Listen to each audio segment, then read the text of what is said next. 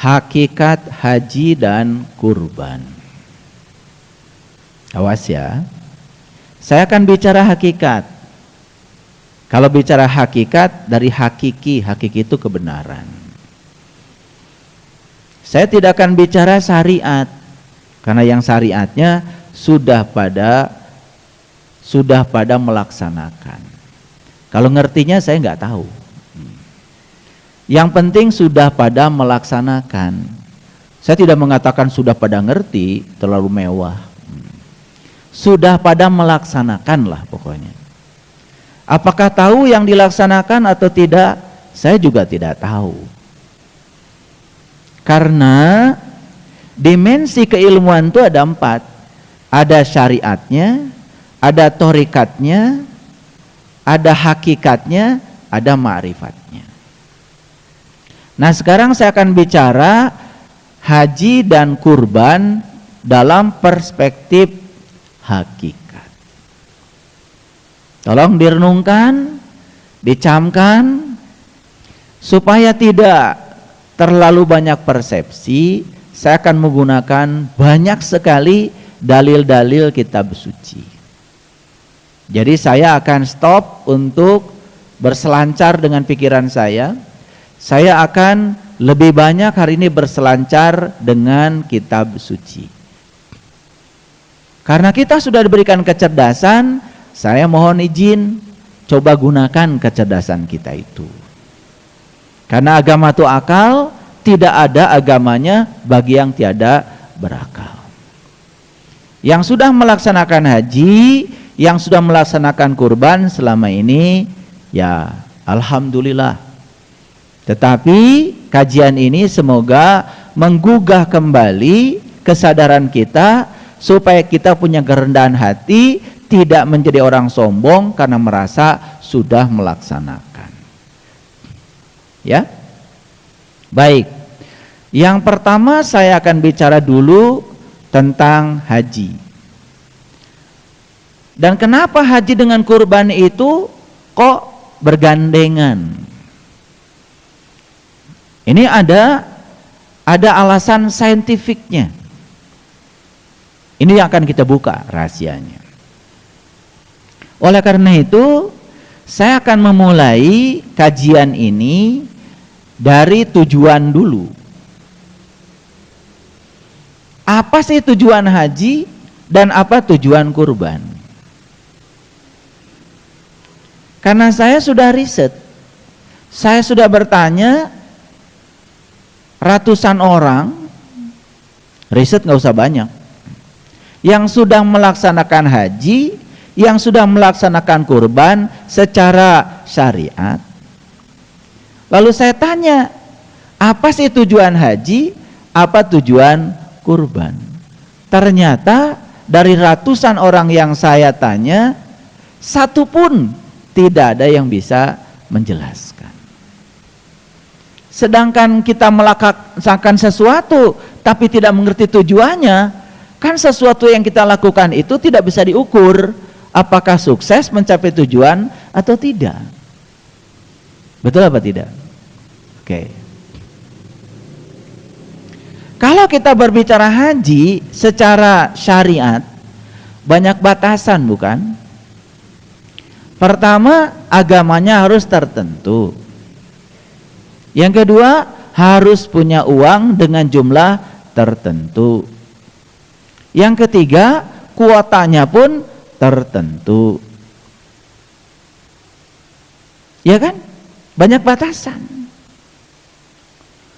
Padahal di Quran, ini Quran bukan kata saya, yang harus melaksanakan haji itu seluruh manusia. Dan di Quran sama sekali tidak ada batasan untuk melaksanakan haji itu harus berkeyakinan apa, bangsanya apa, duitnya berapa, gak ada. Gak ada sama sekali.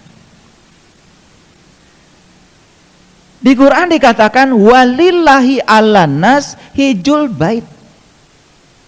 Wajib setiap manusia berkunjung ke bait. Bait itu rumah. Rumah apa yang harus dikunjungi oleh setiap manusia? Tentu saja rumahnya Allah. Karena haji itu berkunjung ke rumah Allah, tujuan utamanya adalah bukan untuk mengunjungi rumahnya, tetapi untuk bertemu dengan yang punya rumah. Dan selama ini secara syariat kita tahu bahwa umat Islam mengatakan bahwa rumah Allah itu adalah Ka'bah yang ada di Mekah. Apakah itu salah? Tentu saja tidak salah. Itu simbolik. Itu namanya juga syariat. Yang itu tidak usah diperdebatkan lagi. Yang harus kita pikirkan adalah apakah setiap orang yang berkunjung ke rumah Allah yang simbolik di Mekah itu bisa berjumpa dengan Allah? Kan itu masalahnya.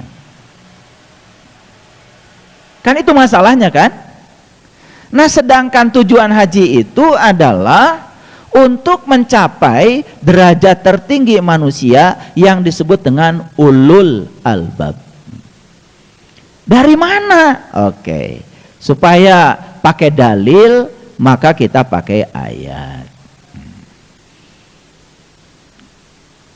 Nah, oleh karena itu saya akan mulai berselancar nih. Jadi oleh karena itu ya mohon dipahami. Kalau hari ini kajian kita banyak bicara ayat.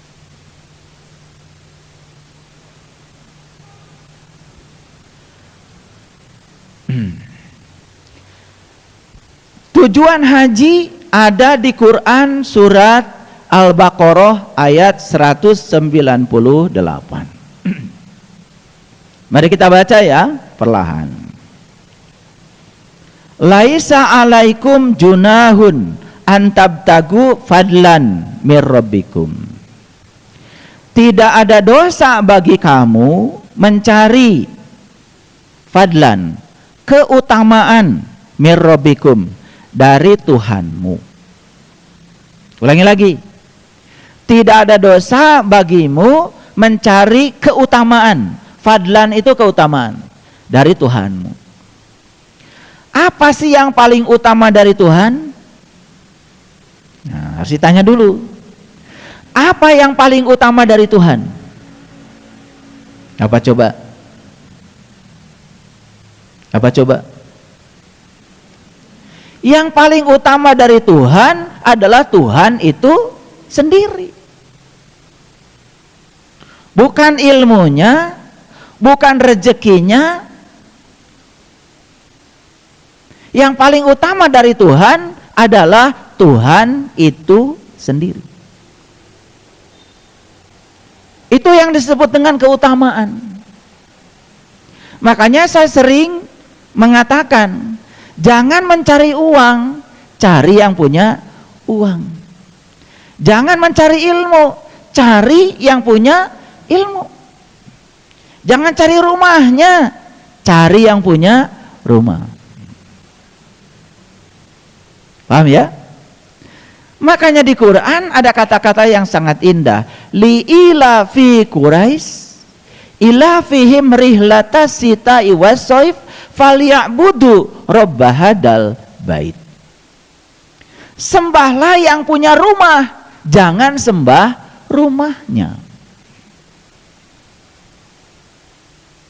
Jadi kalau Ka'bah disebut sebagai rumah Tuhan, kemudian kita tidak tahu kepada Tuhan, jangan-jangan kita baru menyembah rumahnya.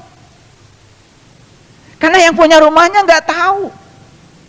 Sedangkan yang punya rumah sudah ngasih alamat kepada kita. Yang punya rumah. Gimana kata yang punya rumah? Wa huwa ma'akum aynama kuntum. Dia bersama kamu dimanapun kamu berada. Itu alamat yang pertama. Belum terlalu jelas alamat itu.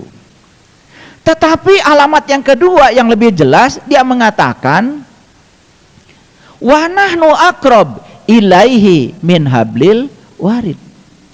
Sesungguhnya aku amat dekat kepadamu, bahkan lebih dekat daripada urat nadi lehermu. Urat nadi leher di leher. Beliau mengatakan, aku lebih dekat kepadamu melampaui urat nadi lehermu. Alamat bukan itu? Kan itu alamat jelas sekali. Berarti dia bersama kita, tidak jauh dari diri kita. Berarti sesungguhnya kalau dia bersama kita dan tidak jauh dari diri kita, masa iya rumahnya jauh dari kita? Kalau dia bersama kita dan lebih dekat kepada kita, kata dia di Al-Quran, berarti rumahnya pun harus dekat dong dengan kita. Makanya dia memberi alamat lebih tegas lagi dalam sebuah diskusi. Kalau tadi Quran, dalam hadis qudsi dia mengatakan begini, langit dan bumi tidak akan cukup untuk menampungku, tetapi kolbu orang yang beriman itulah rumahku. Sehingga dalam hadis qudsi ada kata-kata kolbul mu'min baitullah, kolbunya orang yang beriman itulah rumahnya Allah. Di sini ada perbedaan. Ternyata rumah Allah yang hakikat adalah kolbunya orang yang beriman. Rumah Allah yang syariat yang disepakati oleh umat Islam, ya sudah nggak usah dibicarakan lagi, karena saya tidak bicara itu. Karena kajian kita judulnya haji dan kurban secara hakikat. Paham ya? Nah, Ngaji Rasul di Rasul.